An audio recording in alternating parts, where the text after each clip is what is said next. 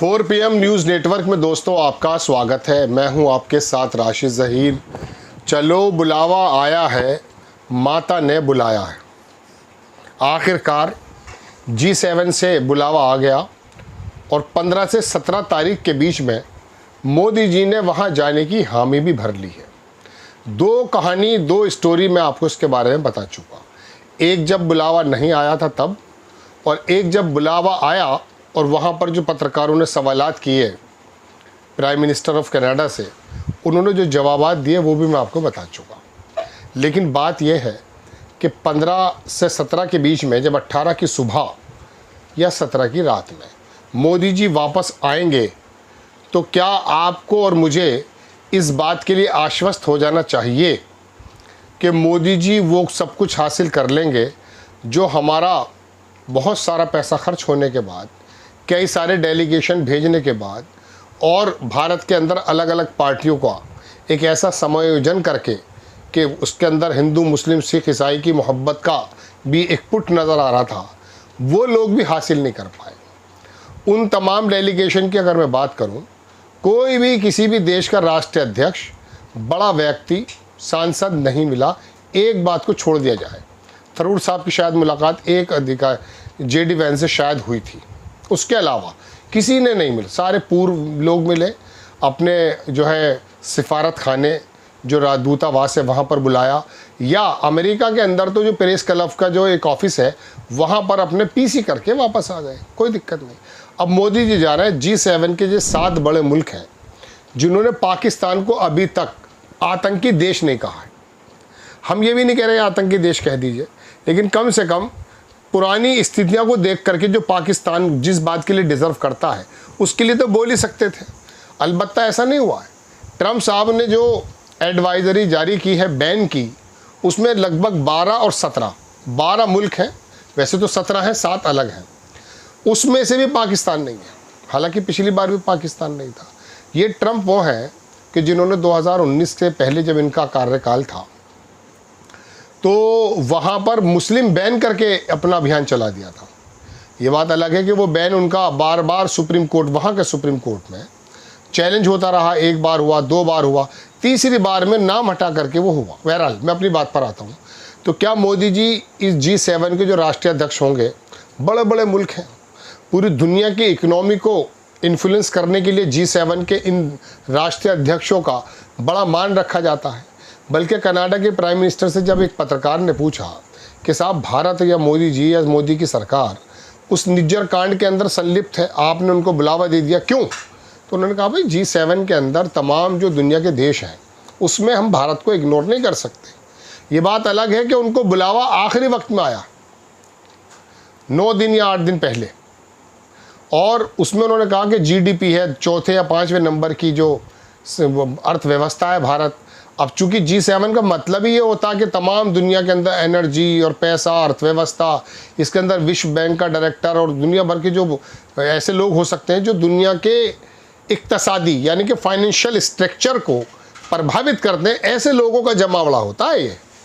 मोदी जी और भारत को बराबर 2019 से बुलाया जा रहा था, अब की बार छोड़ दिया गया तो बड़ी हंगामा हुआ। उसमें आपको याद होगा कि वो ANI की जो डायरेक्टर है, लेडी, उसका नाम मेरे जहन से निकल रहा है, सिमता प्रकाश, उसने कहा अगर बुलाएंगे तब भी नहीं जाएंगे, मतलब इस तरह की तमाम बातें हुई हैं। लेकिन वो तो बहरहाल अब बुला लिया गया तो फ़ौरन हामी भी भर दी गई है। अब ऐसे में सवाल ये है दोस्तों कि इन G7 के लोगों से 2 दिन में ये 1 to 1 मोदी जी कितनी बातचीत कर पाते हैं। ट्रम्प को, कनाडा वाले को तो छोड़ दीजिए, बाकी तमाम इंग्लैंड है, जर्मनी, ये सब लोग हैं, इन लोगों को वो कैसे इस बात के लिए कायल कर सकते हैं कि देखिए साहब, हमारे यहाँ पहलगाम के अंदर हमला हुआ, बेकसूर लोग मारे गए, आप में से कुछ लोगों ने भर्त्सना भी की है, लेकिन जो देश इस तरह की गतिविधियों में संलिप्तता पाई जाती है पहले से ही, उसको आप कंडेम नहीं कर रहे हैं।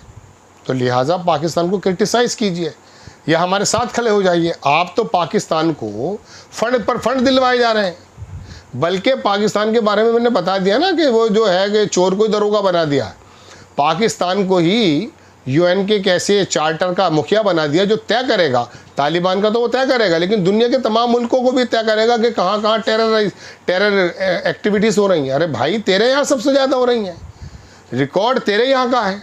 भाई बात यह है, ये पूरी जो लाइन है इसके अंदर वो भले अंग्रेज़ों से संचालित किए हुए लोग हों, ISIS किससे संचालित आप जानते हैं, एक कम्युनिटी को बदनाम करने के लिए क्या क्या दुनिया के अंदर खेल हुआ है आप जानते हैं। खैर, तो मैं आपको दोस्तों ये बताना चाहता हूँ कि पाकिस्तान को बराबर पैसा भी मिल रहा है IMF से, वर्ल्ड बैंक से पैसा।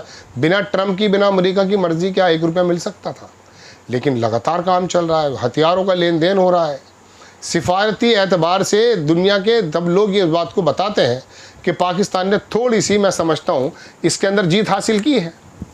बल्कि कल मैं एक प्रोग्राम देख रहा था, रक्षा मामलों के जानकार है हमारे भारत में, वो कह रहे थे कि ये जो पूरा मिडिल ईस्ट है इधर, इसे तो पाकिस्तान कायल करने में कामयाब हो गया। तो अब क्या मोदी जी इन 2 दिनों में उन 7 देशों के सर्वे सर्वाओं को कायल करने में कामयाब होंगे, पाकिस्तान को आइसोलेट करने में कामयाब होंगे, या जैसे हम आइसोलेट हुए में इस समय? भाई हमला हमारे यहाँ हुआ, लोग हमारे यहाँ मारे गए, और हमने जब हमला किया है तो दुनिया को बता दिया कि सिर्फ हम उन जगह हम कर रहे हैं हमला जो आतंकवादी गतिविधियों में संलिप्तता पाई जा रही जिन ठिकानों की। पाकिस्तान ने उस पर रिटेलिएट किया, हमने उसका जवाब दिया है। अब ऐसे समय में दुनिया जब टेरर के बारे में एकमुश्त होकर बात करती है तो क्या मोदी जी इन लोगों को इस बात में कायल कर पाएंगे? चूँकि अब तो शहबाज शरीफ तो गए, उन्होंने तो कई मुल्कों का दौरा किया है। अब मोदी जी का पहलगाम के बाद ये पहला दौरा है भारत के बाहर का, हालांकि वो साल में 12-14 मरतबा चले जाते हैं कहीं कहीं। तो दोस्तों बात ये कि इस दौरे के अंदर तो अब उम्मीदें इस बात की लगाई जा रही हैं कि ये जो गया था समूह, उछलता कूदता हुआ, वो गाने बजाने करके वापस आ गया है। जो ये काम नहीं कर पाया, क्या मोदी जी एक ही वक्त में कर पाएंगे? बिल्कुल कर सकते हैं। 140 करोड़ के लोगों के देशों को दरकिनार करने की हिम्मत G7 के अंदर भी नहीं है। मोदी जी की बात नहीं है दोस्तों, उनको मालूम है कि कितने बड़ा बाज़ार है।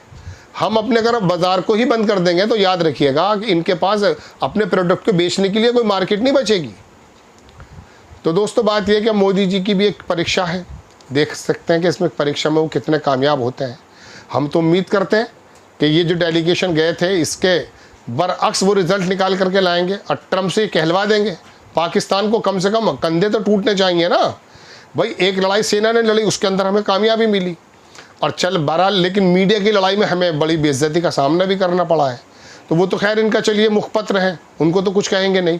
लेकिन अब दुनिया के तमाम अखबारात इस बात के लिए भर जाए, जैसे कज़ान के अंदर एक नक्शेबाजी हुई थी, ANI तो पहुंच जाएगा खैर, लेकिन दुनिया के तमाम मीडिया संस्थानों को बिठा करके मोदी जी बात करें। क्योंकि मोदी जी की बात में, इस डेलीगेशन की बात में ज़मीन आसमान का फ़र्क है। उन राष्ट्राध्यक्षों से बात करें, वहाँ के जो है इंटरनेशनल मीडिया को भी मुखातिब करें, क्योंकि कैमरा के लिए तो बड़े जाने जाते हैं मोदी जी, और बताएं कि भाई देखिए क्या चल रहा है पूरी दुनिया के अंदर। हमने रशिया का यूक्रेन के युद्ध में जब दुनिया 2 धड़ों में बटी हुई थी, हमने तब भी एक अलग लाइन ली थी। मोदी जी ने वाकई बहुत शानदार लाइन ली थी, उसमें वही लाइन ली थी जो भारत लेता है एक ज़माने से। अलग रवाय के लिए जाने जाते हैं हम लोग, युद्ध का देश नहीं बुद्ध का देश है। आप कह रहे हैं कि हम जो है युद्ध के अंदर चल रहे हैं, तो बताइए भाई, युद्ध में चल रहे हैं। अभी हम बुद्ध की बातें कर रहे थे और आप लोगों के मुंह से बोल नहीं फूट रहा है, और अल्लाह के हाथ उस बात को भी कर लेंगे। वो जो आप मियाँ मिट्ठू बनते हैं, 12वीं दफ़े कहा कल उन्होंने, क्या कहते हैं ट्रम्प साहब ने, मैंने रुकवाया है। अरे तू कौन है भाई, तुमने क्यों रुकवा दिया? खैर, अब देखते हैं 18 तारीख में हम क्या पाते हैं क्या खोते हैं। आपको खबर कैसी लगी अपनी राय कमेंट्स बॉक्स में ज़रूर दीजिएगा। चैनल को सब्सक्राइब कीजिएगा, शेयर कीजिएगा। नेक्स्ट टाइम मैं किसी खबर के साथ हाजिर हो जाता हूँ। जय हिंद।